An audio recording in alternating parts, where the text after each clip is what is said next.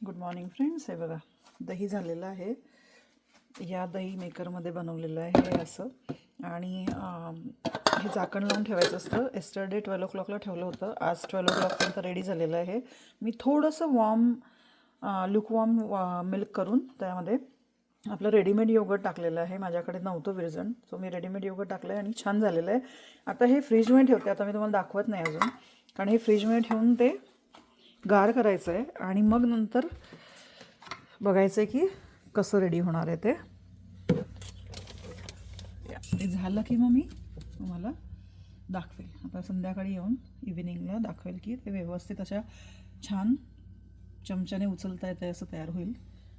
आता मी सकाळी फ्रीजमधनं दही काढलं आहे.